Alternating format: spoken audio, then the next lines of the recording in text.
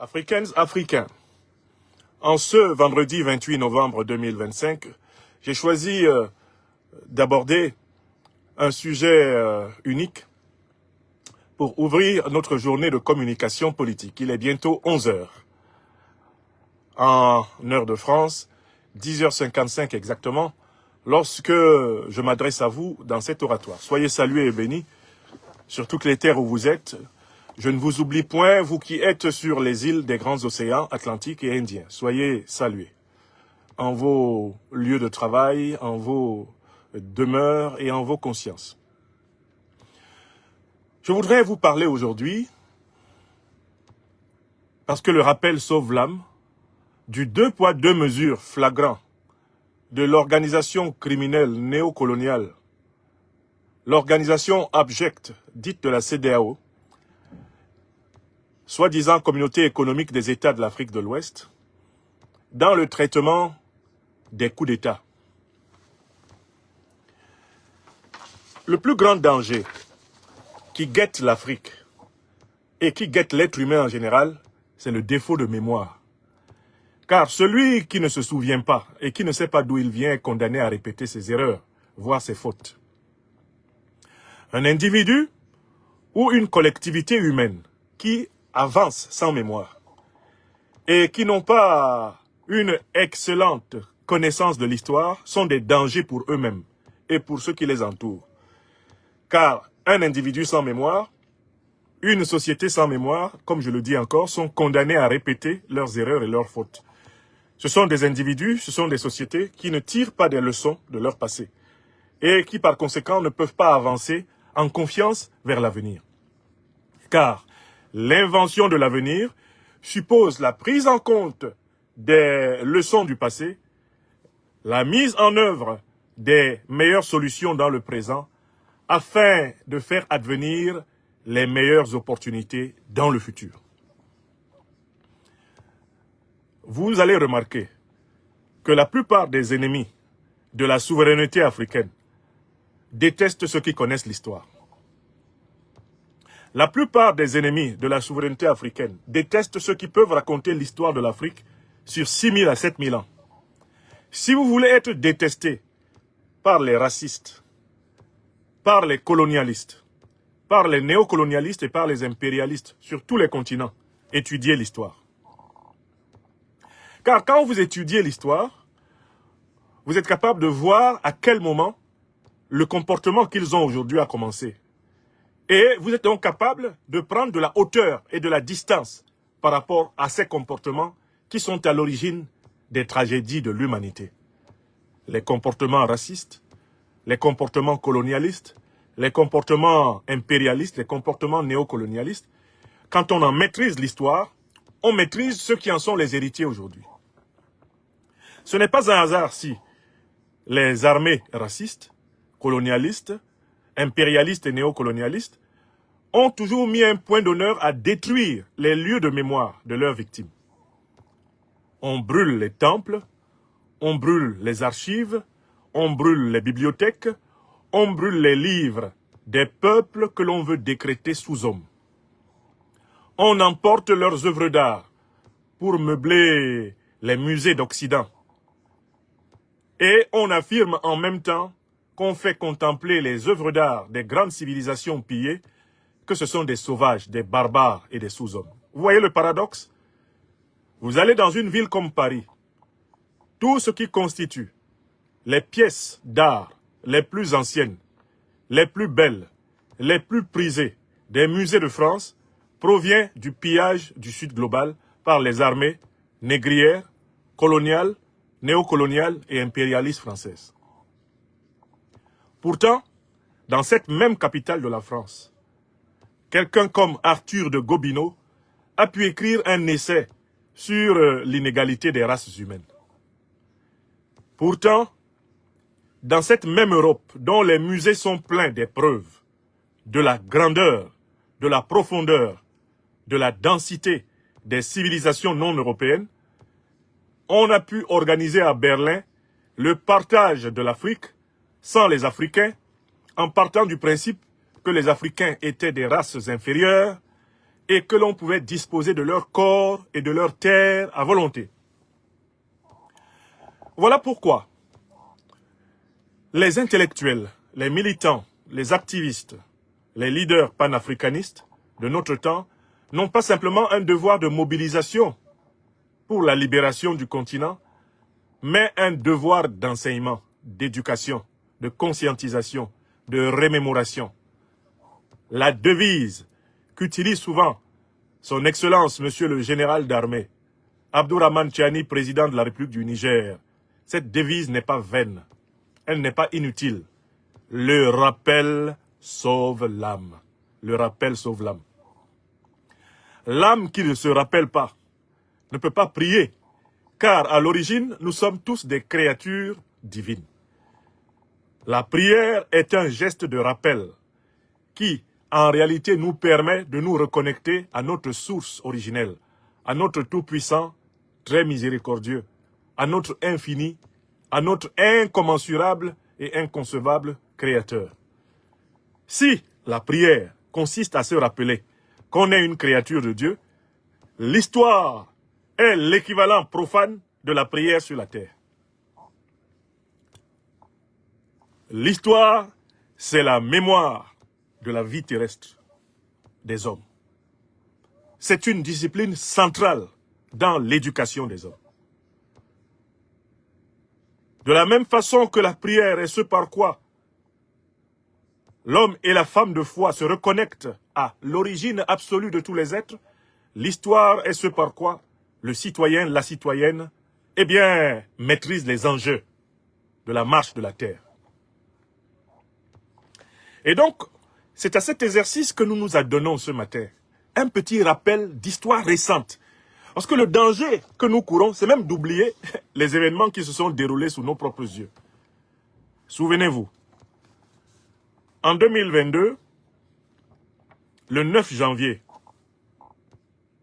à la suite du coup d'État du colonel d'alors, Assimi Goïta, redressant la révolution malienne en renversant le colonel Bandao, le 9 janvier 2022, la CEDEAO prenait des sanctions exceptionnelles, des sanctions inhumaines, illégales et illégitimes contre le Mali.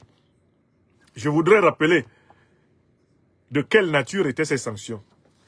Il s'agit de 8 sanctions d'une violence et d'une virulence inégalée dans l'histoire des organisations africaines au XXIe siècle.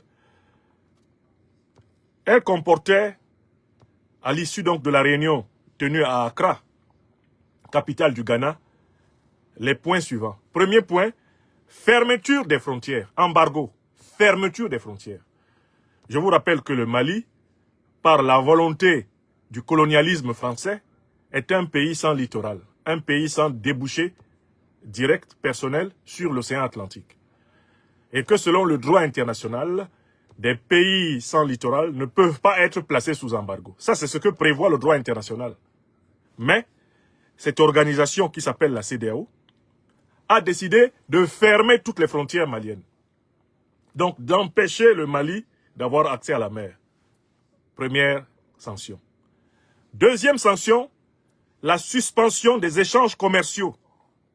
En dehors des seuls produits dits de première nécessité, la suspension de tous les échanges commerciaux avec le Mali, dont l'asphyxie économique du Mali. Deuxième sanction. Pourquoi? Parce que le président Assimi Goïta et ses compagnons ont pris le pouvoir. Troisième sanction. La coupure de toutes les aides financières internationales apportées au Mali. Coupure de toutes les aides financières internationales apportées au Mali, dont l'asphyxie financière.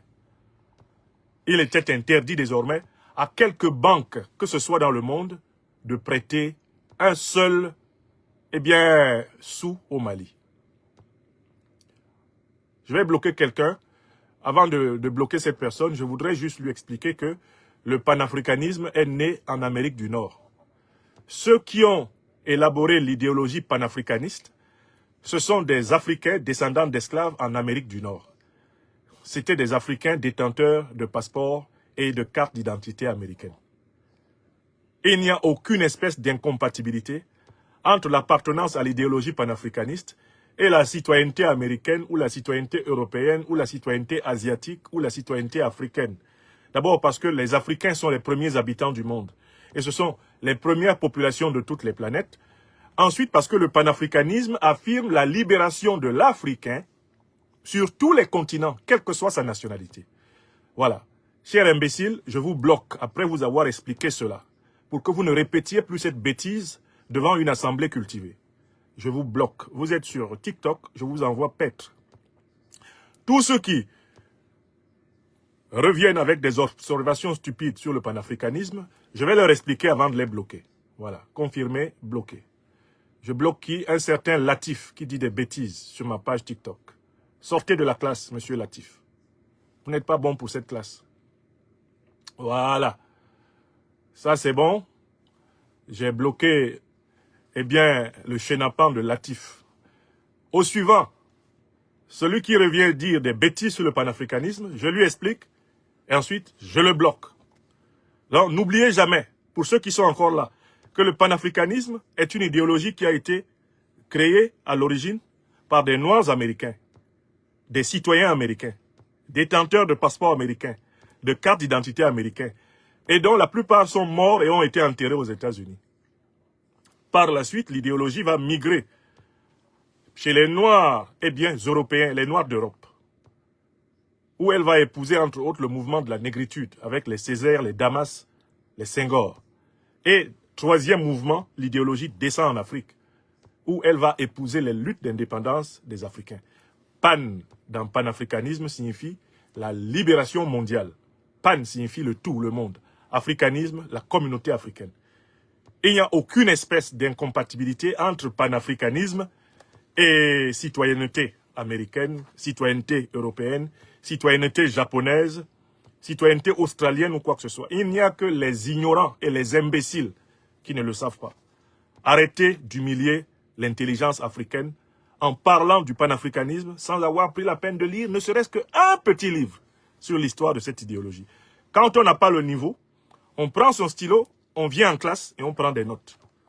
Donc tous les malappris qui disent n'importe quoi sur le panafricanisme et qui répètent les bêtises des intellectuels stipendiés de Ouattara qui parlent de panafricains, etc., nous allons les instruire, ensuite les bloquer pour qu'ils retournent à l'école. Parce que ceux qui parlent de ça, ce sont les gens qui n'ont pas été à l'école. Ils étaient vers l'école, pas à. Hein? Bon, nous là, on n'était pas vers l'école. Non seulement on était à l'école, mais maintenant nous sommes l'école. D'accord? Quand vous venez dans mes directs, ne répétez pas des conneries. D'abord, je vais corriger. De deux, je vais vous bloquer. Je suis convaincu que mon pire ennemi, qui vient assister à une de mes conférences, repart ayant quand même appris quelque chose. C'est le seul avantage qu'il peut y avoir à me rencontrer. Même si vous ne m'aimez pas, si vous m'écoutez, vous apprenez quelque chose. Et je pense que c'est en cela que je suis utile à l'Afrique. Je suis même utile à ceux qui me détestent. Parce qu'en cachette, ils viennent écouter mes conférences pour apprendre des choses, même s'ils ne m'aiment pas, pour telle ou telle raison. Alors, un peu de reconnaissance pour ce service à la communauté. Grâce à moi, toi qui me détestes, tu sais au moins que tu ne peux pas utiliser le panafricanisme pour exclure ou pour prétendre que quelqu'un n'a pas le droit de vivre en Amérique, de vivre en Europe ou de vivre en Australie. Parce que le panafricanisme, même là, il est né aux États-Unis. Et là, s'est développé en Europe avant qu'il ne naisse en Afrique, l'idéologie. À partir du moment où tu sais ça, tu es un peu moins bête quand tu sors sur les réseaux sociaux pour parler du panafricanisme. Alors, je continue l'exposé. De temps en temps, je devrais m'arrêter comme ça pour corriger quelques imbéciles, parce que c'est pénible.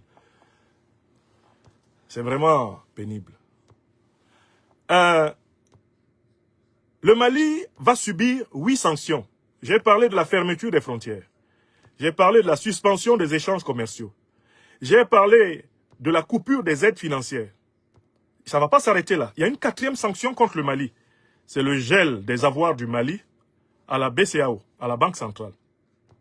On va bloquer les avoirs du Mali à la Banque centrale. On va même bloquer les avoirs du Mali dans les banques commerciales. Ça, c'est la 4e sanction. 5e sanction contre le Mali. parce que des militaires ont pris le pouvoir au Mali. On va rappeler tous les ambassadeurs de la CEDEAO du Mali. Ils rappellent tous les ambassadeurs de la CEDEAO. Ils leur demandent de quitter le Mali. Donc, l'isolement diplomatique. Ils ne vont pas s'arrêter là. 6e sanction contre le Mali. Ils vont suspendre le Mali de toutes les instances de la CEDEAO. Et par extension même de l'Union africaine. Ça, c'est la 6e sanction. 7e sanction contre le Mali. Ils vont geler les avoirs financiers de 150 personnalités maliennes. Gel des avoirs financiers de 150 personnalités maliennes. Au motif que ces personnalités sont favorables au coup d'État. Et défavorables à leur démocratie. 7e sanction contre le Mali. Ils vont interdire plus de 150 personnalités maliennes de voyager en dehors du Mali. Et l'ensemble pratiquement des membres du gouvernement malien sera interdit de se déplacer hors du Mali.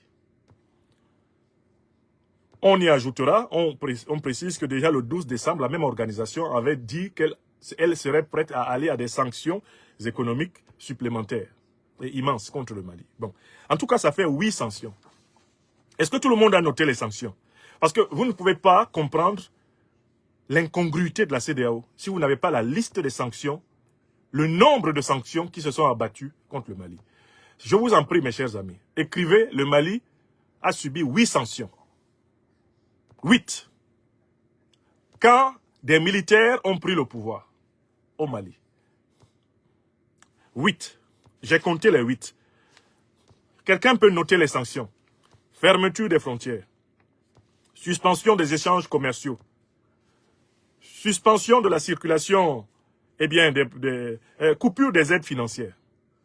Gel des avoirs du Mali. Rappel des ambassadeurs.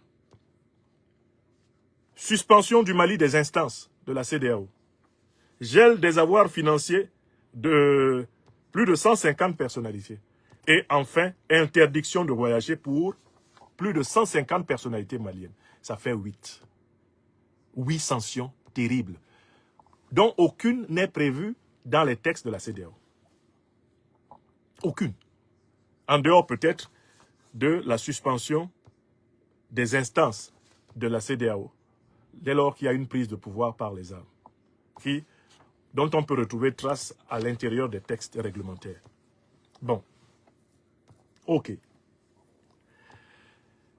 Le Burkina Faso a connu une succession de 2 coups d'État. Quand il y a eu le premier coup d'État au mois de janvier 2022,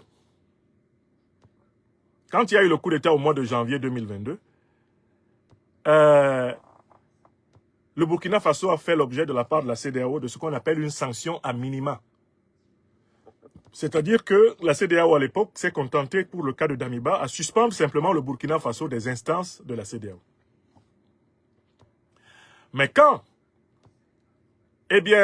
en septembre 2022, le MPSR2 du capitaine Ibrahim Traoré a pris le pouvoir, vous savez ce qui s'est passé au Burkina Faso?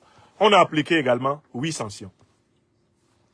On a appliqué contre le Burkina l'embargo, fermeture des frontières. On a appliqué la suspension des échanges commerciaux. On a appliqué la coupure des aides financières. On a appliqué le gel des avoirs du Burkina Faso à la CEDEAO, à la BCEAO. On a appliqué le rappel des ambassadeurs. On a appliqué la suspension du Burkina de toutes les instances. On a appliqué le gel des avoirs financiers du Burkina. On a appliqué l'interdiction de voyager pour des centaines de personnalités burkinabées. Ça, dès que Ibrahim Traoré a pointé le nez au pouvoir, on a appliqué ça. On prend un autre pays, le Niger. Dès que le président Abdourahmane Tiani et ses compagnons, le 26 juillet 2023, ont pris le pouvoir au Niger, en arrêtant Mohamed Bazoum et en mettant progressivement fin à la coopération avec les troupes néocolonialistes françaises et impérialistes américaines, paf, on a mis en place les 8 sanctions. Fermeture des frontières, embargo contre le Niger.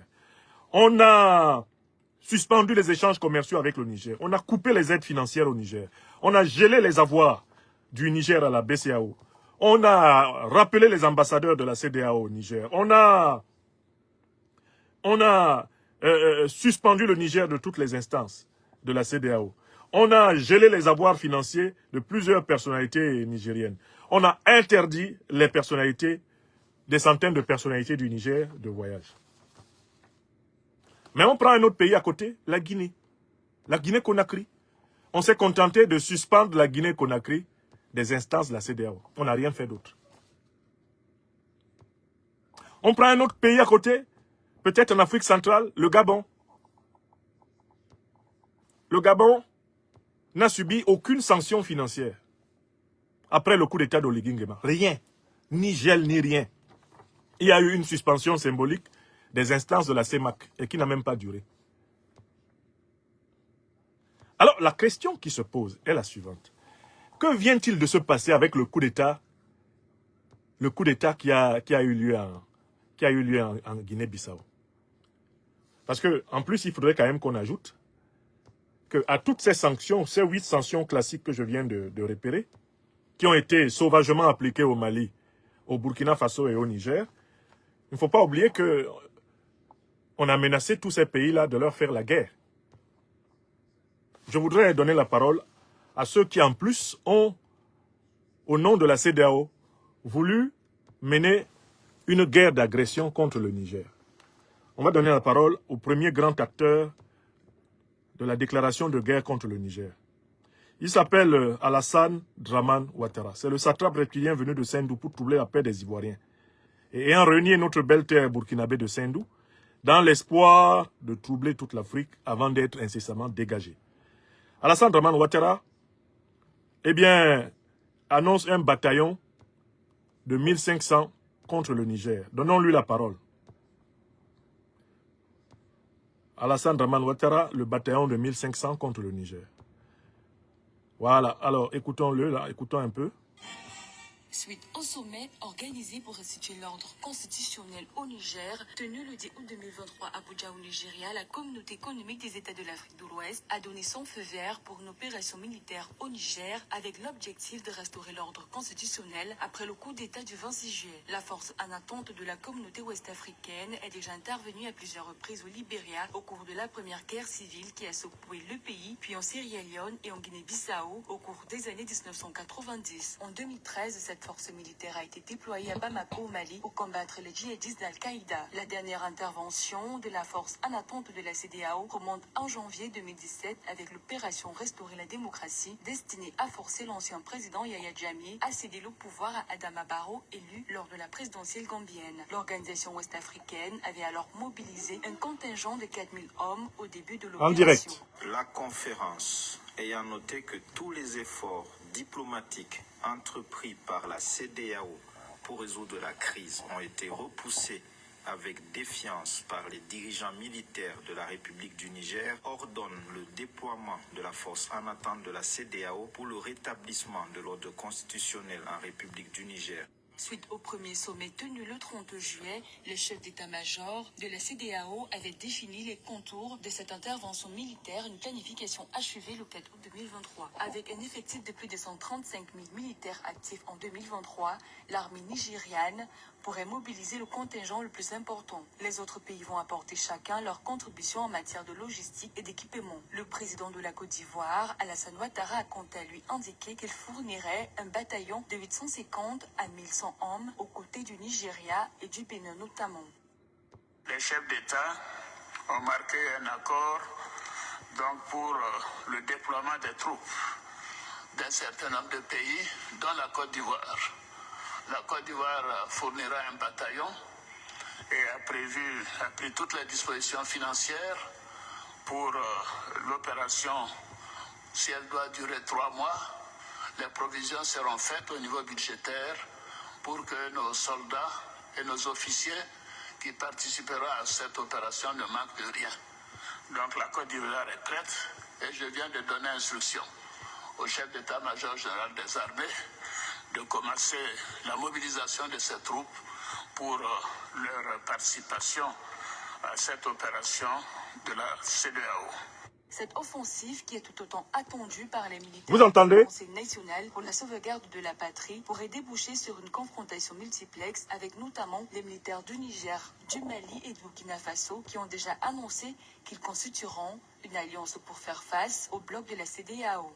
La CEDEAO veut le soutien de la... Donc, ça, le Mali avait eu 8 sanctions, le Burkina 8 sanctions, le Niger 8 sanctions, mais ça ne suffit pas. La CEDEAO s'est réunie pour faire la guerre contre le Niger. N'est-ce pas? Vous vous souvenez de ça ou pas?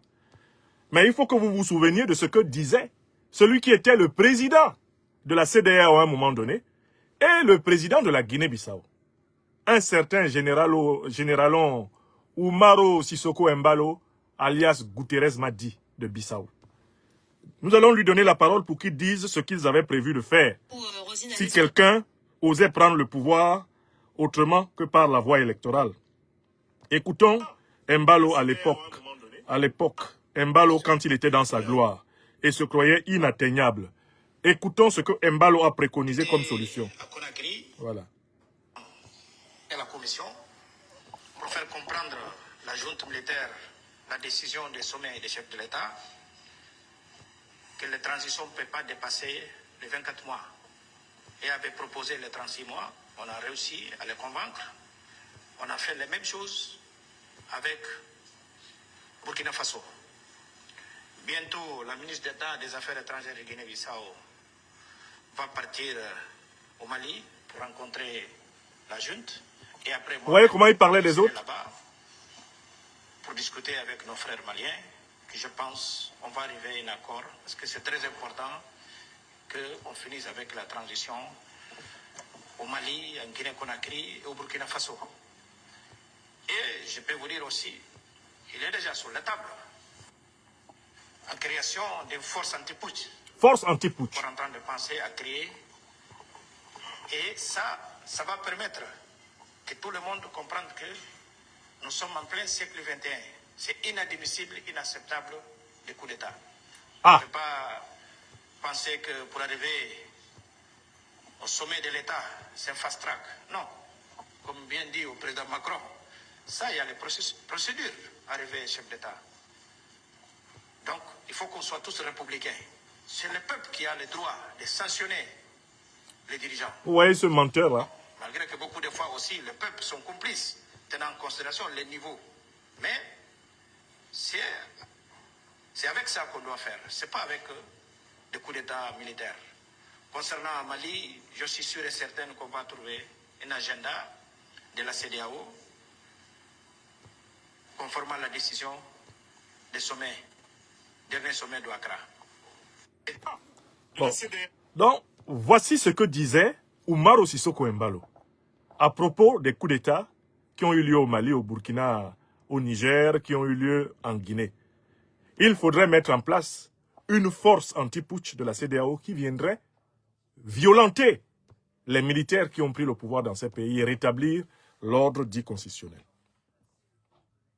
Vous avez compris? Vous vous souvenez de toutes les réunions des chefs d'état-major de la CEDEAO avec des plans où ils traçaient comment ils allaient combattre, entrer au Niger, tuer le président Tiani, tuer les membres de son gouvernement et rétablir Mohamed Bazoum au pouvoir. Vous vous en souvenez? Est-ce que vous vous souvenez qu'avant les sanctions du 9 janvier 2022, l'Union européenne s'était réunie et avait pondu un communiqué menaçant le Mali, interdisant au Mali d'avoir des relations diplomatiques, des relations militaires avec la Fédération de Russie sous peine de sanctions, décembre 2021. Vous vous en souvenez? Vous vous souvenez que le président français Emmanuel Macron avait pris la parole pour dire qu'il allait personnellement appeler la CEDEAO pour qu'elle punisse le Mali, parce que le Mali refusait de coopérer avec la France, avec l'Union européenne, avec l'OTAN, avec le bloc militaro-politique occidental. Vous vous en souvenez ou pas? Mais est-ce que vous savez la seule sanction qui vient d'être décrétée par la CEDEAO contre le général Hortan Tam, qui, avec la complicité d'Umaro Sissoko Embalo, a pris le pouvoir en Guinée-Bissau? Est-ce que vous savez la seule sanction qui vient de leur être appliquée? Vous connaissez la seule sanction qui vient de leur être appliquée? Une seule sanction. La Guinée-Bissau est provisoirement suspendue des instances de la CEDEAO. Je rappelle que le Mali a eu embargo, suspension des échanges commerciaux, coupure des aides financières, gel des avoirs à la Banque centrale, rappel des ambassadeurs, suspension du Mali des instances, gel des avoirs financiers de 150 personnalités, interdiction de voyager de 150 personnalités, menace d'agression militaire. Ça, c'est ce que le Mali a eu. C'est ce que le Burkina Faso a eu. C'est ce que le Niger a eu, avec en plus une menace d'invasion militaire de la CEDEAO. D'accord? La Guinée-Bissau vient de connaître un coup d'État. La seule sanction, alors que les autres en ont eu 10. La seule sanction qui est opposée à la Guinée-Bissau, c'est sa suspension provisoire des instances de la CEDEAO. Pendant d'ailleurs que Umaro Sissoko Embalo a la liberté de voyager, c'est-à-dire de représenter les intérêts de la Guinée-Bissau, puisqu'il est le parrain du coup d'État de Bissau. Il est leur ambassadeur auprès de la CEDEAO, qui a envoyé un avion pour le chercher. Donc même cette suspension de la Guinée-Bissau des instances de la CEDEAO est fausse, puisque Umaro Sissoko Embalo est toujours traité comme un chef d'État à l'intérieur de cette CEDEAO qui lui a dépêché un avion pour le faire venir à Dakar.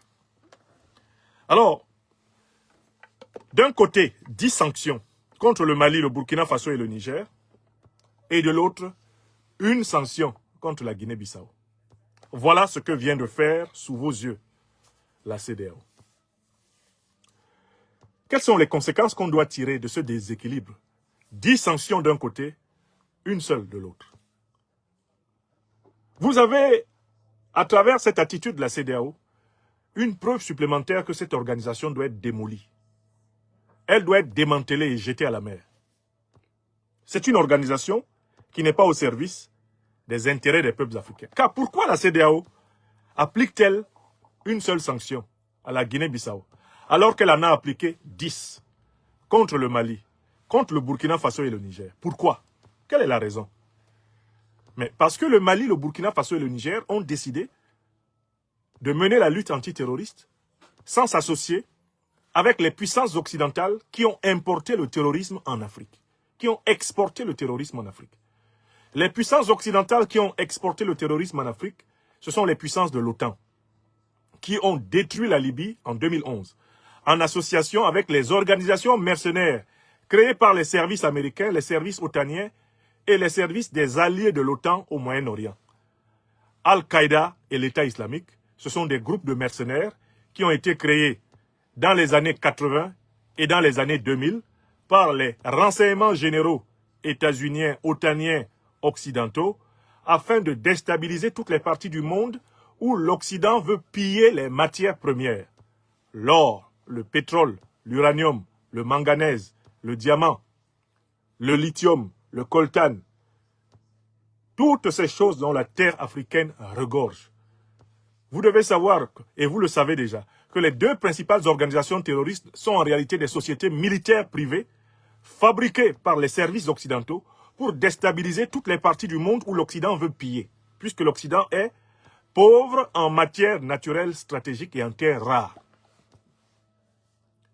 À partir du moment où le Mali, le Burkina Faso, le Niger ont refusé de continuer à accepter que des officiers de l'OTAN, que des officiers français, que des officiers européens, que des officiers soi-disant de l'ONU siègent à l'intérieur de leurs instances de lutte contre les groupes terroristes qui ont été implantés en Afrique par l'OTAN. Le jour où le Mali, le Burkina Faso et le Niger ont décidé de changer et de ne plus combattre les terroristes en s'appuyant sur les puissances parraines du terrorisme, on a sorti les 10 sanctions sauvages que je viens d'égrener. Vous devez donc bien comprendre que du point de vue de l'OTAN, du point de vue de l'Union européenne, du point de vue des néocolonialistes français, du point de vue des alliés criminels de l'OTAN au Moyen-Orient, que sont les monarchies du pétrodollar, il y a les bons coups d'État et les mauvais coups d'État. Les bons coups d'État sont ceux qui permettent à l'OTAN, à l'Union européenne, au néocolonialisme français, à l'impérialisme moyen-oriental et occidental de continuer à piller allègrement l'Afrique. Tout coup d'État qui renforce les capacités de pillage de l'Occident en Afrique est considéré comme bon. Et il est protégé et il est caressé dans le sens du poil. C'est le cas du coup d'État d'Oligui Nguema au Gabon, c'est le cas du coup d'État de Mamadi Doumbouya en Guinée-Conakry, c'est le cas du coup d'État du général Hortan Tam en Guinée-Bissau. Mais dès lors qu'en Afrique, il y a un coup d'État qui épouse les aspirations révolutionnaires populaires, un coup d'État qui veut accomplir les désirs légitimes du peuple, d'accéder à la souveraineté, d'accéder à la prospérité, d'accéder à la représentativité, à la dignité, d'accéder à sa propre modernité. Dès lors qu'un tel coup d'État émerge, l'OTAN, l'Union européenne, l'oligarchie néocolonialiste française et leurs alliés au Moyen-Orient se groupent contre le pays où ce coup d'État a eu lieu et ils mettent en place les 10 sanctions sauvages que je viens de vous analyser. Est-ce que tout le monde a compris? Est-ce que vous avez compris? Le danger, c'est qu'on continue à avancer avec un peuple qui ne comprend pas. Nous vous avons expliqué depuis plusieurs années que tous les coups d'État ne se valent pas. Qu'il ne faut jamais confondre un coup d'État révolutionnaire et un coup d'État néocolonialiste. Qu'il ne faut jamais confondre, en effet, un coup d'État qui a pour but de permettre au peuple de récupérer sa souveraineté volée, sa prospérité volée, sa dignité volée, et un coup d'État qui, quant à lui, a pour but de maintenir le peuple sous éteignoir.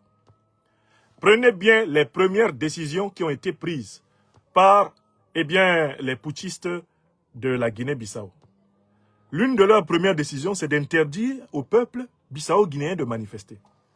Est-ce que vous comprenez pourquoi Hortan Tam ne veut pas de manifestations de la population?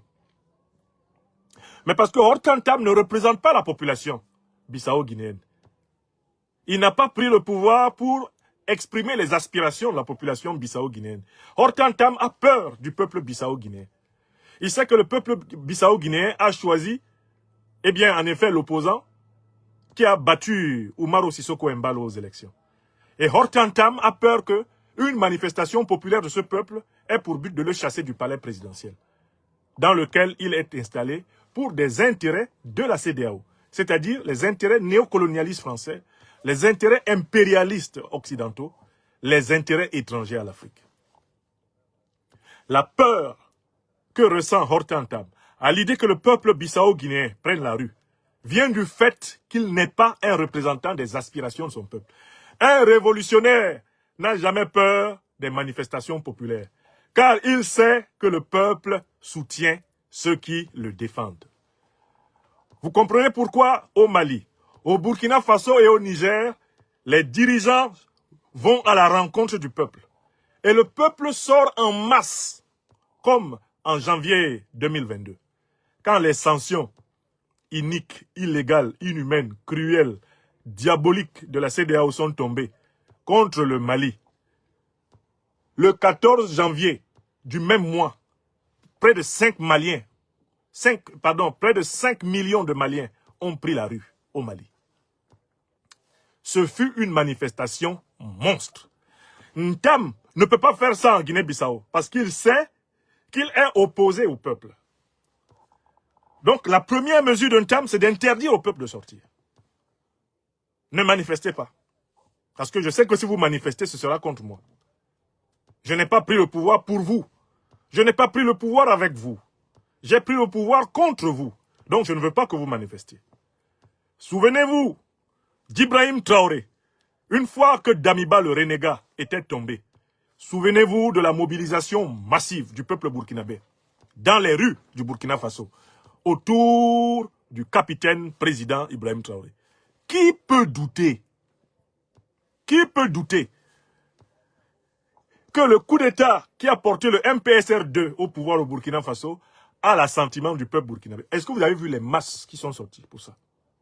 Même pendant le coup d'État, quand la réaction néocolonialiste, représentée par le lieutenant-colonel Paul-Henri Sandaogo Damiba, a voulu faire de la résistance à partir de la base militaire de Cambouensin. Mais qui est sorti pour forcer Damiba à sauter dans le premier avion et à fuir? Qui est sorti? Le peuple.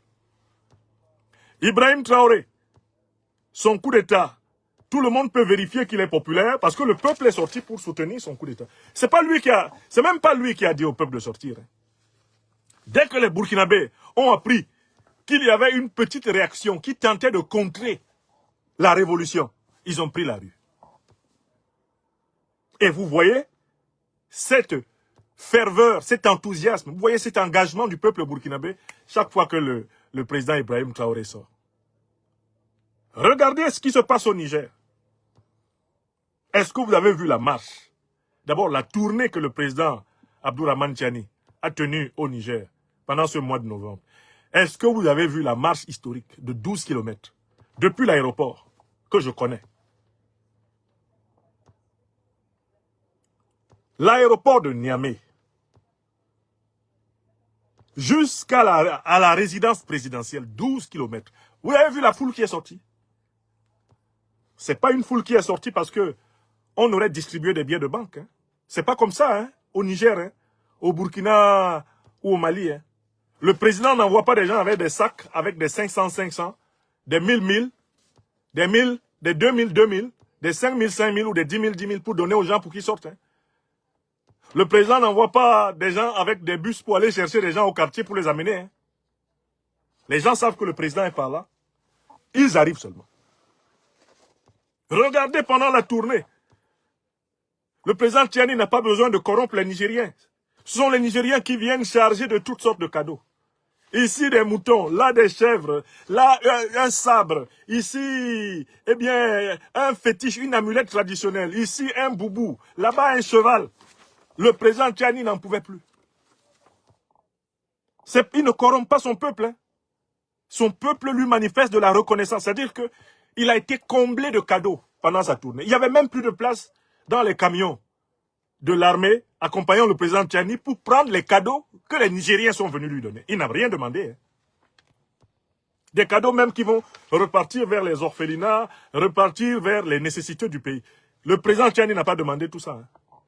Il y a même des enfants qui sont venus avec de l'argent qu'ils ont demandé à leurs parents pour donner cet argent au président Tiani et dire de déposer ça dans le fonds de souveraineté.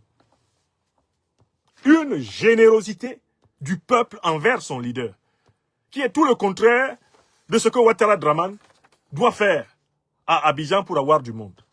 Il doit envoyer des gens corrompre des quartiers entiers, les arroser de petits billets de banque, de chiffons, de pain à la sardine pour que les gens sortent.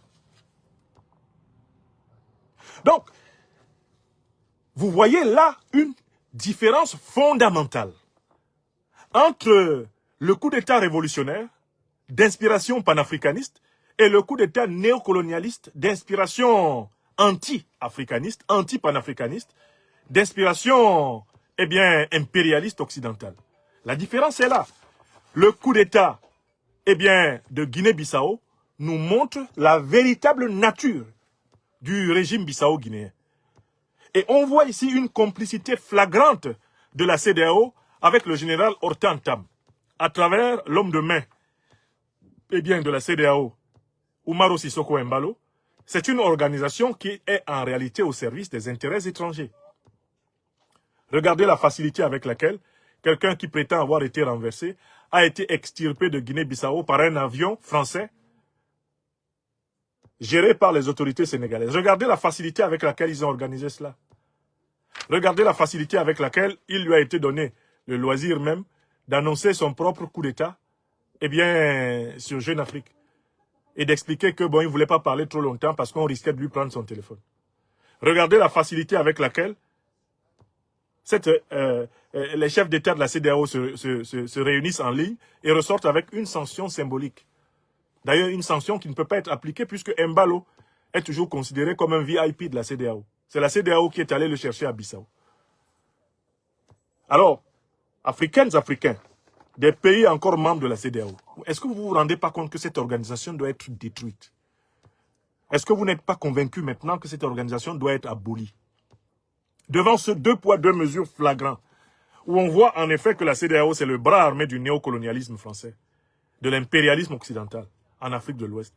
Est-ce que vous n'avez pas honte de continuer à prendre ces gens-là au sérieux? Est-ce que ces gens-là méritent de gouverner avec une organisation de mafieux, de narcotrafiquants, une organisation de valets de la France-Afrique, une organisation d'individus invertébrés, d'individus néocolonisés, une organisation de nègres de maison? Est-ce qu'elle doit continuer à encadrer nos peuples? Ni la CEDEAO en Afrique de l'Ouest, ni la CEMAC en Afrique centrale ne méritent d'exister sur cette terre des hommes.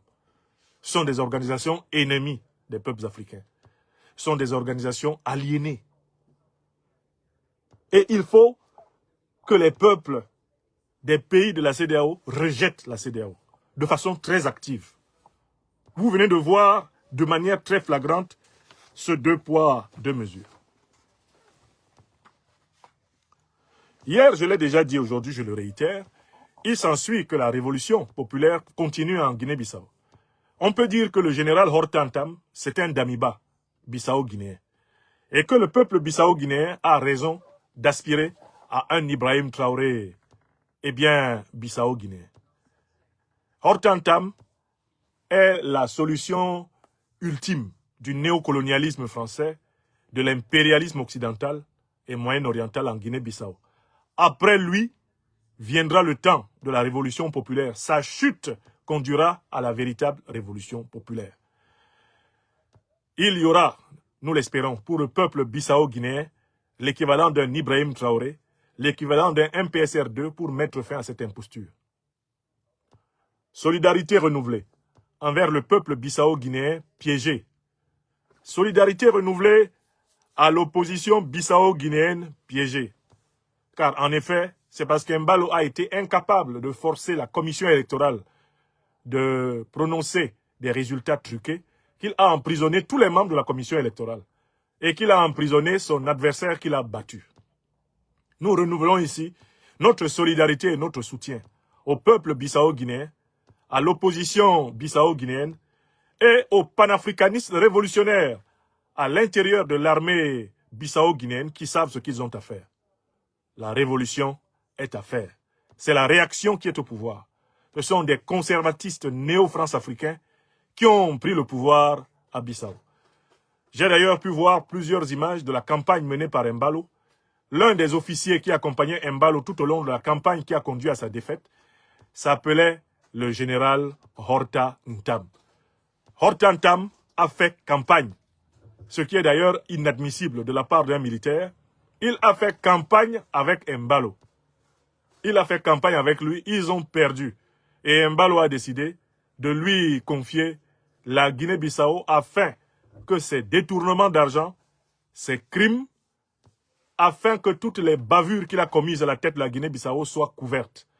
Puisque ces bavures impliquent le néocolonialisme français, l'impérialisme occidental et l'ensemble des valets de la France-Afrique dans la sous-région africaine, comme le sont les dirigeants france-africains du Sénégal. Vous voyez encore, Sénégalais, le rôle négatif joué par Bassirou Diomaye Diakhar Faye dans cette affaire. Lui, qui était pressé, à peine arrivé au pouvoir, de soi-disant ramener, à la limite, par la force, le Mali, le Burkina Faso et le Niger dans la CEDEAO, le voilà pressé de trouver un avion pour aller chercher, eh bien, le renégat Umaru Sissoko Embalo. Le voilà pressé d'organiser un sommet de la CEDEAO sous la forme d'une montagne qui accouche d'une misérable souris, une suspension purement symbolique de la Guinée-Bissau, alors que cette CEDEAO-là était toute voile dehors contre le Mali, le Burkina Faso et le Niger, qu'elle a voulu tout simplement assassiner, livrer au chaos, livrer à la mort. Qu'elle soit donc en retour maudite, la CEDEAO, pour avoir voulu tuer le Niger, avoir voulu tuer le Mali, avoir voulu tuer le Burkina Faso, qu'elle soit maudite et qu'elle disparaisse sous le coup de sa méchanceté.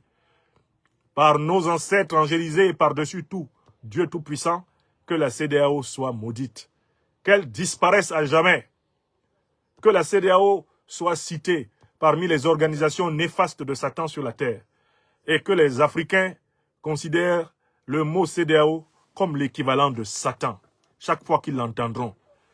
C'est notre devoir de ne jamais oublier les crimes dont cette organisation s'est rendue coupable.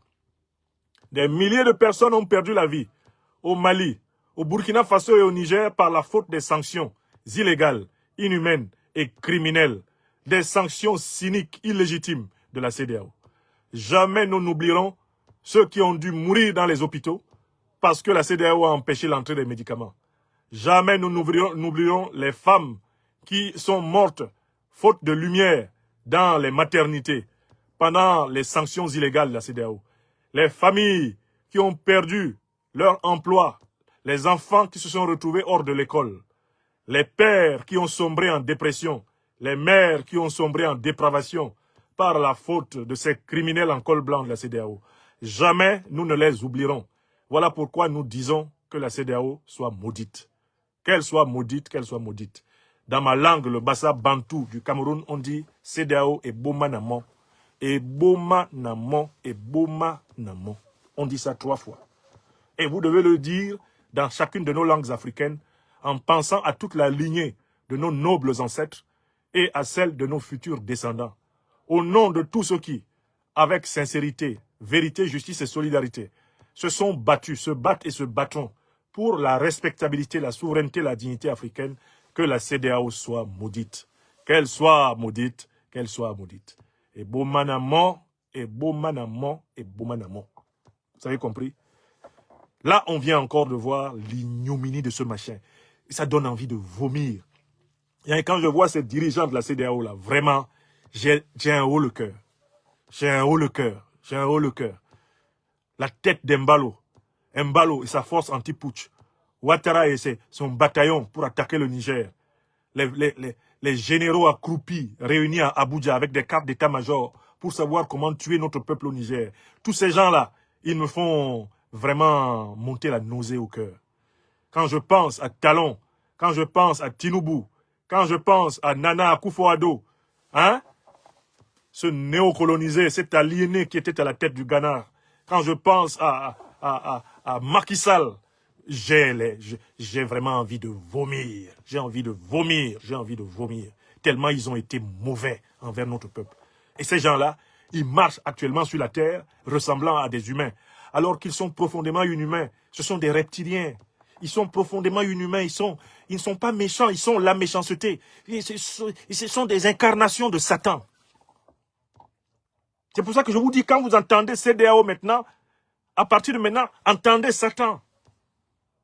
Et c'est la logique de l'OTAN. Vous entendez OTAN, en fait, vous entendez Satan. L'OTAN, c'est intéressant même. La terminaison correspond à l'autre moitié du nom de Satan. C'est Satan. Ce sont des gens qui vivent de la division. Ces gens qui sont des gens qui vivent de la misère de millions de personnes. Ce sont des gens qui vivent des crimes de guerre, des crimes économiques, des crimes contre l'humanité. Ils les perpètrent tranquillement parce que l'essentiel pour eux, c'est que leur compte bancaire fait d'argent volé contre les peuples africains continue à craquer, à remplir. Et qu'ils transmettent à leur progéniture l'argent maudit, l'argent rempli du sang des innocents, qui d'ailleurs est une malédiction pour ceux qui en jouissent. Il faut extirper de notre cœur ces organisations criminelles qui prétendent être des organisations politiques de notre continent. Quand nous entendons CEMAC, nous devons entendre Satan. Union africaine, Satan. CEDEAO, Satan. C'est ça, la signification de ces organisations, c'est Satan. ONU, Satan, gros Satan. Un Satan satanesque. Un Satan satanistique, ONU. Regardez leurs fausses missions en Afrique. Regardez les fausses missions de l'ONU en Afrique. Qu'est-ce que l'ONU nous a apporté en Afrique, si ce n'est la désolation, la division? Ils ont fait du mal à notre peuple. Avec leur soi-disant mission pour venir stabiliser les pays, qui se sont avérés, au contraire, des missions pour stabiliser l'instabilité. Des ennemis de l'homme, l'homme. Le sapiens qui a sur la terre, là, ses ennemis sont l'ONU, l'Union africaine, la CEDEAO, la CEMAC. Des machins brinque-ballants comme ça, qui sont en réalité des démons incarnés, vivant du sang humain. Il nous faut développer une résilience, développer un rejet, une allergie à ces organisations criminelles. Quand vous entendez sommet de la CEDEAO, vous savez que c'est une réunion de diable. C'est une réunion de diables, c'est des serviteurs de Satan sur la terre qui se rassemblent. Vous avez vu ce qu'ils ont pondu? Vous avez vu tout ce qu'ils ont trouvé à faire à la Guinée-Bissau, où il y a eu coup d'État? Vous avez vu tout le mal qu'ils ont fait au Mali, au Burkina Faso, au Niger? Vous avez vu comment ils se sont époumonés? Vous avez vu le nombre de coups d'État qu'ils ont organisés? Vous avez vu la dernière tentative de coup d'État, le blocus énergétique du Mali? Est-ce que vous comptez les gens qui ont été tués? Est-ce que vous comptez les soldats qui tombent? Est-ce que vous comptez les familles qui sont délabrées par ces gens? Et qui viennent maintenant caresser leur putschiste favori, qui va leur permettre de continuer à voler les diamants en Guinée-Bissau, de continuer à transporter la drogue en Guinée-Bissau pour la répandre en Europe. En France, où il y a plus d'1 million de cocaïnomanes maintenant. Je rappelle que la cocaïne, c'est la drogue des riches. Les pauvres qui sont dans les quartiers ne peuvent pas se la payer. Pour que la cocaïne soit consommée comme elle l'est aujourd'hui en France, c'est parce que la haute classe, l'oligarchie française, est fortement cocaïnomane. Oui! Et ils ont besoin d'une Guinée-Bissau tenue par des brigands, tenue par une mafia, pour que les avions chargés de drogue, les navires chargés de drogue qui partent de l'Amérique latine, entrent en Afrique, puis la marchandise remonte en Europe pour nourrir cette oligarchie. Donc vous voyez les élites qui n'arrêtent pas de se promener avec des cuillères, des mouchoirs et de la poudre dans les trains. Une oligarchie narcotique. Voilà, ce sont ces gens-là. Voilà, ce sont ces gens-là qui enseignent la morale politique, qui veulent enseigner la morale politique aux Africains. Ce sont des gens qui veulent dire aux Africains ce qui est bien et ce qui est mal sur la terre. Ce sont eux qui entretiennent la CEDEAO. Et ce sont eux qui sont déterminés. J'ai écouté une intervention incroyable d'un individu complètement allumé qui s'appelle Jean-Louis Borloo. Je finis par là. J'ai failli oublier de vous le montrer. Je ne sais pas ce qui arrive à cet individu, s'il a surmonté ces problèmes traditionnels qui sont connus. Dans l'opinion française, on sait qu'il a des problèmes liés au rapport au Godet. Le Godet. C'est un ancien ministre français, technocrate, qui prétendait être impliqué en Afrique dans un projet pour illuminer l'Afrique, un projet pour ramener le courant électrique partout en Afrique. Je ne sais pas qui lui a demandé de venir même en Afrique dire ces conneries-là. Il y a des pays africains qui ont accueilli ce manant, mais c'est une stupidité. Mais écoutez ce que dit Jean-Louis Borloo. Pendant que l'OTAN, l'Union européenne, l'ONU, à travers leurs satellites, l'Union africaine, la CEDEAO, sèment le bordel, écoutez ce que dit Jean-Louis Borloo. Quel est le projet de ces gens-là dans tout ça? Et pourquoi ils ont besoin de faux types comme Mbalo ou comme Hortan Tam? Pourquoi ils en ont besoin? Regardons. J'ai trouvé une vidéo où ce type-là nous explique ce qu'ils vont faire. Voilà, hop. Vous dis en matière étrangère, je suis beaucoup plus préoccupé par ce qui se passe au Sahel que par ce qui se passe à Kiev, pardon. Parce que je pense que là se joue une grande partie du drame de demain ou de la chance de demain. On est à 14 kilomètres. Mais est-ce que vous vous rendez compte qu'un une toute petite essai balistique qui part de Tombouctou, vous êtes sur Notre-Dame. Bon, on n'a pas de dôme de protection. Est-ce qu'on réouvre le livre blanc de la défense au regard de ce qui se passe en Ukraine? Vous voulez dire que des évolutions... Non, mais ça me paraît... une armée, ça doit être... Peut-être qu'on peut rouvrir et puis dire, non, mais tout va bien. Vous avez entendu ce qu'il dit? Que la plus grande menace qui puisse peser sur la France, c'est que les pays du Sahel deviennent tellement puissants qu'il soit possible de tirer un missile depuis Tombouctou au Mali pour venir frapper l'Arc de Triomphe à Paris. Vous avez entendu? Que cache ce discours de Jean-Louis Borloo? Il s'agit d'essayer de justifier par tous les moyens possibles une ingérence et une intervention militaire de la coalition occidentale au Mali, en Afrique. Pourquoi? Parce que l'économie et l'industrie françaises sont et ont été pendant des siècles foncièrement dépendants du pillage de l'Afrique. Foncièrement dépendants du pillage de l'Afrique. L'économie et l'industrie françaises ont été foncièrement dépendantes, du pillage de l'Afrique depuis des siècles. Quand on a de l'argent ici en France, depuis plusieurs siècles, c'est Surtout parce qu'on pille l'Afrique. Parce que ce sont les richesses africaines qui créditent les billets de banque français. Et cela est connu en très haut lieu. Et comme le rappelle Sauve l'âme, je fais toujours dans ce moment-là parler quelqu'un qui l'a reconnu en très haut lieu. N'est-ce pas? Vous connaissez ce monsieur? Vous le connaissez très bien? On l'écoutera tous les jours de notre vie pour que les gens...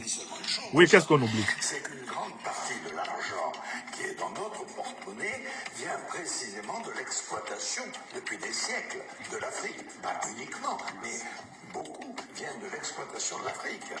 Alors, il faut avoir un petit peu de bon sens, je ne dis pas de générosité, de bon sens, de justice, pour rendre aux Africains, je dirais, ce qu'on leur a pris, d'autant que c'est nécessaire si l'on veut éviter les pires convulsions ou difficultés avec les conséquences politiques que ça comporte dans le prochain avenir. Voilà. Donc, Borloo, qui n'a même pas frôlé la présidence de la République française, est-ce qu'il peut contredire Chirac? Chirac dit qu'une bonne partie de l'argent que l'on possède en France vient de l'exploitation de l'Afrique depuis des siècles. Et Chirac sait de quoi il parle, lui qui a arnaqué Laurent Gbagbo, qui s'est fait remettre de la part de Laurent Gbagbo 3 millions d'euros, environ 2 milliards de francs CFA, avant de l'attaquer en traite et de détruire toute la flotte aérienne ivoirienne en 2004. Donc Borloo dit que la plus grande menace qui pèse sur la France, ce n'est pas l'Ukraine, c'est l'Afrique. Parce que s'il y a des pouvoirs qui sont hostiles à la France en Afrique, ils vont tirer un missile depuis Tombouctou pour détruire Paris. Vous imaginez ça?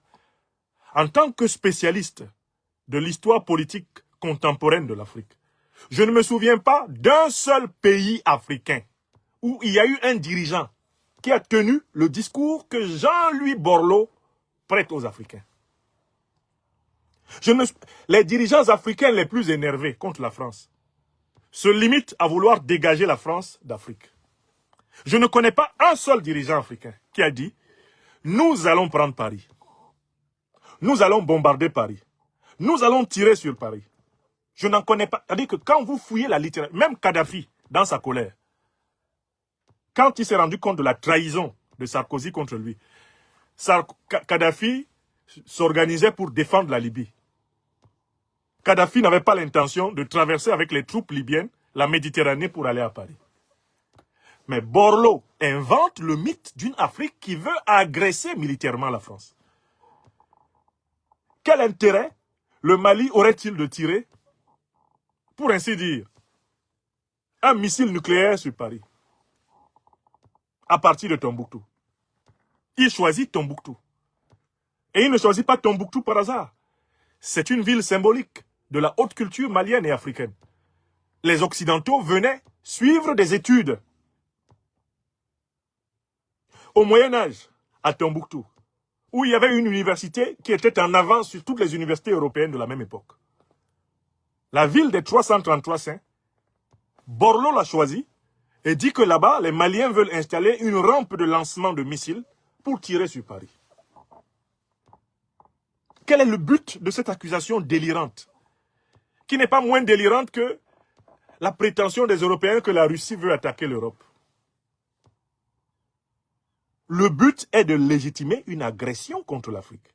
Ils sont à la recherche d'une raison de lever une coalition pour attaquer l'Afrique. L'armée française sait qu'elle ne peut plus gagner une guerre. Elle, toute seule, là, ne peut plus gagner une guerre en Afrique. L'armée française n'est pas capable de mener une guerre en Afrique. Les Africains ont eu l'occasion d'éprouver cette armée dans la lutte antiterroriste et de voir que c'était une armée désormais mineure dans l'échiquier mondial. Et que c'est une armée qui ne peut plus vaincre les Africains à la guerre. Dans l'histoire récente, j'espère que vous savez que l'armée française est partie de Niamey parce qu'elle était incapable de vaincre l'armée nigérienne. Si l'armée française était en supériorité militaire face à l'armée nigérienne, elle aurait écrasé l'armée nigérienne et rétabli Mohamed Bazoum au pouvoir. Moi, j'ai visité Niamey quelque temps après le départ de l'armée française et j'ai pu observer le lieu où l'armée française campait au Niger. Mais l'armée française était encerclée par l'armée nigérienne. Les gens ne se sont pas rendus compte de ça. En fait, les militaires français n'auraient pas pu mener le combat. S'ils engageaient le combat contre l'armée nigérienne, eh bien, les 1500 qu'ils sont, presque complètement ne sortaient pas vivants. Et si, par exemple, l'armée française décidait de faire une attaque aérienne, elle s'exposait non seulement à la mort de ces 1500, mais même que ceux qui descendent soient littéralement bouffés crus par la population. Tellement le peuple nigérien était mobilisé autour de son armée. Je tiens à vous dire que si la France n'a pas fait d'intervention militaire au Niger pour rétablir Bazoum, ce n'est pas faute d'avoir voulu. Elle le voulait. C'est elle qui était derrière la CEDEAO, derrière la Côte d'Ivoire. Le président Tiani a décrit récemment les dispositifs qui avaient été mis en place pour attaquer le Niger. Mais finalement, pourquoi ils n'ont pas attaqué? Écoutez, ils n'ont pas attaqué parce que militairement, ils allaient perdre. Parce que quand moi j'ai été voir le camp dans lequel se trouvaient les militaires français à Niamey et le dispositif que l'armée nigérienne avait installé autour d'eux, mais j'ai compris qu'en fait, ils sont partis parce qu'ils ne pouvaient pas combattre. D'abord, le Niger détenait un pouvoir d'agir sur l'approvisionnement en eau et en nourriture de la base. C'est-à-dire que le Niger pouvait fermer les robinets comme ça. Et les gars non plus. Ils n'ont plus d'eau à boire. Le Niger pouvait fermer les robinets comme ça. À un moment donné, même, ils ont voulu manger des croissants. L'armée nigérienne a arraché les croissants là. Vous imaginez, dans le moral d'un soldat français au XXIe siècle, ne pas pouvoir manger ses croissants le matin, mais ils avaient le moral dans les chaussettes. Ce sont eux qui ont forcé les autorités politiques à baisser le ton. Et l'armée nigérienne leur a montré le couloir pour partir. La France, au Niger, est partie parce qu'elle ne pouvait pas faire la guerre. Si elle était capable de faire la guerre, elle l'aurait faite. Un exemple évident. En 2004, contre Laurent Gbagbo en Côte d'Ivoire, l'armée française était capable de faire la guerre, elle ne s'est pas fait prier. Hein. Chirac a détruit toute l'aviation ivoirienne en une journée. Après la frappe de Bouaké qui a été organisée par les troupes de Chirac pour créer un incident contre Gbagbo et en profiter pour détruire son armée, ils n'ont pas attendu quelqu'un. Hein. Ils ont détruit toute l'aviation de Laurent Gbagbo en une journée. Parce qu'ils en avaient la capacité. Quand la France a la capacité d'écraser les Africains dans l'histoire depuis le XVIIe siècle, elle le fait. Pour la première fois, face à l'alliance des États du Sahel, l'armée française ne pouvait pas. Et elle sait qu'elle ne peut pas. Voilà pourquoi ils sont obligés de se cacher derrière les proxys de la CEDEAO, derrière les organisations de mercenaires, derrière les sociétés militaires privées, derrière les ONG, les associations, pour continuer à déstabiliser le continent. Ils ne peuvent plus, ils ne sont pas actuellement en capacité d'affronter l'Afrique, militairement, face à face. D'ailleurs, écoutez tout le débat qu'il y a ici sur la réforme de l'armée en France. Vous voyez très bien que c'est une armée qui, du point de vue des meilleurs experts militaires français, est très faible. On dit qu'elle ne peut même pas combattre plus de 3 jours ici en Europe. Je dis les experts. L'ancien chef d'état-major de l'armée française, le général de Villiers, a amplement expliqué l'incapacité actuelle de cette armée. Donc le coq gaulois chante, mais il a les pieds dans la merde. Borloo, qui possède des informations précises sur les richesses énormes en matière première de l'Afrique, il fait partie de cette élite qui continue à penser qu'il va falloir brutaliser les Africains pour les exproprier de leur sous-sol. Qu'il va falloir déstabiliser les Africains pour assurer la survie de l'industrie française, de l'industrie européenne. Et c'est un problème dans l'élite politique française. L'incapacité d'admettre qu'il faut changer le modèle de coopération avec l'Afrique. Qu'il faut renoncer à piller l'Afrique. Il faut renoncer à agresser les Africains. Qu'il faut reconnaître les crimes de guerre, les crimes économiques, les crimes contre l'humanité qui ont été commis. Il faut s'engager à les réparer. C'est seulement sur cette base qu'un renouveau diplomatique, un renouveau commercial, un renouveau partenarial est envisageable avec l'Afrique. Ils ne veulent pas en entendre parler. Voilà pourquoi Borloo, un peu comme les Américains quand ils voulaient bombarder l'Irak, invente une histoire sur le Mali. Comme quoi le Mali serait détenteur de la capacité bientôt de tirer un missile nucléaire, peut-être même nucléaire, depuis Tombouctou sur Paris. Vous vous rendez compte? Ils ont besoin de mentir pour justifier leur projet criminel. Mais ça aussi, ça ne passera plus. Parce que la dynamique qui a été prise par l'Alliance des États du Sahel est une dynamique irréversible. L'Alliance des États du Sahel montre le chemin que les Africains vont suivre d'une manière de plus en plus rigoureuse et disciplinée. L'Afrique centrale va voir émerger, à la chute des tyrans Biya, des tyrans du Gabon, du Congo, l'Afrique centrale va voir émerger très rapidement l'Alliance des peuples d'Afrique centrale. L'Alliance des peuples d'Afrique centrale. Cette alliance va marcher dans les pas de l'Alliance des États du Sahel. Et les deux alliances unies vont produire la plus grande puissance confédérale que l'Afrique du XXIe siècle ait jamais connue. Aujourd'hui, quand la révolution congolaise triomphera et qu'à la tête du Congo, on n'aura pas des bourgeois compradors agenouillés devant l'OTAN, agenouillés devant l'impérialisme américain, et qui font semblant de s'opposer à leurs coquins, les néocolonisés, les agents, les suppôts de l'impérialisme qui sont à la tête du Rwanda et de l'Ouganda, quand il y aura un renversement de cette alliance d'individus accroupis, invertébrés, couchés sur le néocolonialisme et l'impérialisme occidentaux, le Grand Congo, le grand moteur minier et énergétique africain, sera en capacité de participer d'une manière énorme à la révolution africaine. Vous savez que rien que le Congo, lui tout seul, il peut électrifier toute l'Afrique. Il peut énergétiser toute l'Afrique pendant pratiquement 3000 ans. Est-ce que vous savez ça?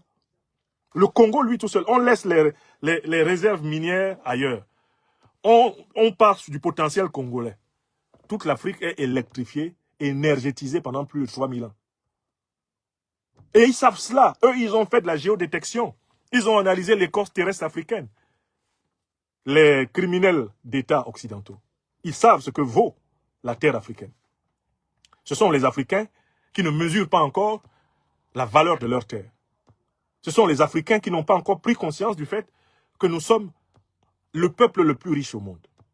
Que le jardin d'Éden dont parle la Bible, c'est l'Afrique. La première terre prévue par le Tout-Puissant pour que l'homme y vive, c'est chez nous. Voilà pourquoi il y a tout mis. Pour que l'homme puisse déployer tout son génie, l'Afrique fut créée. C'est chez nous que l'homme a émergé. C'est chez nous que Dieu créa l'homme. Dans le jardin d'Éden africain. Il y a tout le disponible pour que l'homme soit heureux sur la terre. Et que son âme se prépare à la rencontre ultime du Tout-Puissant que le profane appelle la mort. On vient perturber l'Afrique parce qu'on sait que c'est le continent destinal de l'humanité. Que c'est le continent originel de l'humanité. Que c'est le berceau de l'humanité. Que c'est en Afrique que l'homme a été fait homme. On vient nous perturber et c'est cela qui trouble toute la terre. La terre est troublée parce que la plus grande des terres, la véritable terre, la première terre de l'homme est troublée. Quand tes origines, ne sont pas respectées, quand le lieu d'où viennent tes ancêtres les plus lointains n'est pas honoré, tu ne peux pas être heureux. L'Europe, l'Asie, l'Amérique du Nord, l'Amérique latine sont malheureuses parce que l'Afrique, n'a pas retrouvé sa souveraineté. Quand l'Afrique retrouvera entièrement son assise, l'humanité va respirer. Parce que les Africains sont des héritiers d'une grande tradition de paix, une tradition de piété, de générosité, une tradition de justice, de vérité et de solidarité humaine. Malgré les affres des siècles, malgré tout ce que les siècles ont fait contre l'Afrique, elle est toujours le continent le plus généreux de la planète Terre. Au concours mondial de la générosité, les Africains sont les premiers dans toutes les catégories. Dans le contact d'homme à homme, dans l'accueil de l'étranger, dans le partage des choses de la terre, l'Afrique, c'est l'avant-garde de l'humanité. Si on faisait un championnat du monde de la charité, l'Afrique gagnerait, sans conteste, ce championnat du monde chaque année. Si on mettait en place un championnat du monde de la solidarité, l'Afrique gagnerait. Parce que nous sommes encore des pays où les systèmes de sécurité sociale n'existent pas pour la plupart. S'il n'existait pas la solidarité qui a été enseignée par la tradition ancestrale, beaucoup de générations africaines actuelles ne seraient pas vivantes. Beaucoup de ceux qui m'écoutent ici savent ce qu'ils doivent à leurs tantes, à leurs oncles, ce qu'ils doivent aux amis de leur père, aux connaissances de leurs tantes, etc. C'est la solidarité africaine qui a permis à beaucoup d'entre nous qui sommes debout là de survivre. Et cette solidarité, elle n'est pas forcément liée au sang. Chacun de nous ici peut raconter une scène décisive de sa vie où, en fait, il a été sorti de difficultés par quelqu'un qui n'était pas de sa famille, mais qui appartenait à la tradition africaine. Et on peut encore faire de l'Afrique le lieu d'apprentissage de la relation harmonieuse à la nature. Les Africains sont les maîtres de l'écologie planétaire,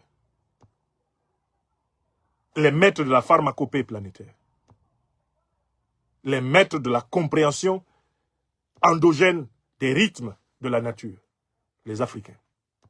Alors, il y a tellement de terrains dans lesquels il y a encore quelque chose de très grand de l'Afrique qui doit être transmis, revitalisé. Et puis, ce n'est pas des gens comme Borloo qui, entre deux verres de pastis, rêvent de recoloniser l'Afrique. On vient de comprendre enfin pourquoi il venait en Afrique, soi-disant pour aider les villages africains à être électrifiés. Il en profitait pour venir avec une équipe de géologues qui, entre-temps, évaluait le contenu du sol africain. C'est un mercenaire, c'est un espion, ce Borloo. Gare aux pays africains qui vont encore lui permettre de venir traîner sa tignasse sur nos terres. Gare, méfiez-vous de lui. Dans un moment de lucidité, Tiken Jah l'avait dit. Ils ne font rien pour rien. Ils ne font rien pour rien, oh. Si tu les vois dans nos ghettos, attention, ils ne font rien pour rien. Vous connaissez cette chanson? Ils ne font rien pour rien. Si tu les vois dans nos ghettos, c'est pas pour pleurer avec notre misère, c'est pour bien fouiner dans nos affaires et savoir ce qu'ils reviendront voler. Étudier nos lignages, nos sociétés, pour voir les points faibles et à partir de là nous manipuler, nous diviser pour que nous nous entretuions entre nous et qu'eux ils s'engouffrent comme ils l'ont fait au Biafra, comme ils l'ont fait au Soudan, comme ils le font au Congo, comme ils l'ont fait au Mali, comme ils le font au Cameroun, partout en Afrique. Toujours leur nez pointu dans nos affaires pour nous jeter les uns contre les autres, nous pousser à nous entretuer comme des loups. Et quand nous nous sommes entretués comme le FSR et l'armée soudanaise, quand nous nous sommes massacrés comme à Al-Fasher, les voilà qui viennent ramasser l'or, qui viennent ramasser le pétrole et qui rigolent. J'ai lu dans le livre d'Anne-Sophie Poirier, une journaliste française, une scène qui me torture l'âme jusqu'aujourd'hui. Vous savez, pendant la guerre entre le Tchad et la Libye, l'armée française avait des conseillers militaires au Tchad et des conseillers militaires en Libye. Stafroulaye. Elle vendait des armes à la Libye et elle vendait des armes au Tchad. Et il y avait des conseillers militaires français pour l'armée tchadienne qui combattait l'armée libyenne. Et il y avait des conseillers militaires français pour l'armée libyenne qui combattait l'armée tchadienne. Et ces conseillers militaires en profitaient pour prendre des notes sur les performances des armes françaises. En fait, la guerre tchado-libyenne, c'était le showroom, la salle de démonstration des armes françaises, pour faire progresser l'industrie de l'armement française de Dassault. On a vendu des armes aux Libyens et aux Tchadiens pour qu'ils s'entretuent pendant que la France filme tout et voit comment fonctionnent ses avions, ses missiles, etc. C'est écrit dans le livre. Le livre est intitulé « Mon pays vend des armes ». Anne-Sophie Poirier. Le livre est là, je le vois. Ils prennent plaisir à ce que les Africains s'entretuent. Ça ne date pas d'aujourd'hui. Et ils montrent le chou aux Africains pour qu'ils tuent leurs congénères. Et pendant que les Africains s'entretuent, on leur vole leur pétrole. On vole. Regardez la guerre du Congo. Pourquoi Sassou Nguesso a-t-il déclenché la guerre du Congo? C'est parce que derrière lui, il y avait la France qui voulait reprendre le contrôle entier du pétrole congolais, dans lequel Pascal Lissouba avait appelé les Américains. Voilà comment on a armé Sassou pour attaquer massivement. Eh bien, Lissouba. Et pendant que Sassou et Lissouba s'affrontaient, Total Elf renforçait sa mainmise sur le pétrole congolais. C'était le but. C'est pas honteux, ça? C'est pas honteux? De la part des Africains qui ont facilité cela et qui continuent à le faciliter aujourd'hui, c'est pas honteux? Alors on nous dit, l'Afrique a des intellectuels, on leur donne des prix à Paris, à Londres, etc. Combien d'entre eux sont là pour parler sérieusement des problèmes de l'Afrique? Combien de ces gens-là, qu'on applaudit là, l'Académie, il a eu le prix Renaudot, le prix cela, tous ces prix sont donnés pour leur fermer la bouche. Des prix inutiles. Des prix inutiles. Il y a des gens qui sont assis en Afrique, ils aimeraient avoir ces prix-là. Mais ces prix sont donnés aux Africains pour leur fermer la bouche, pour qu'ils deviennent des spécialistes de la langue de bois.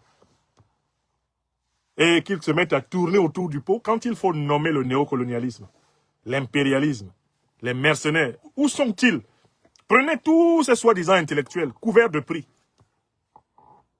Où sont-ils là pour parler? Voilà, ça vient de se passer là.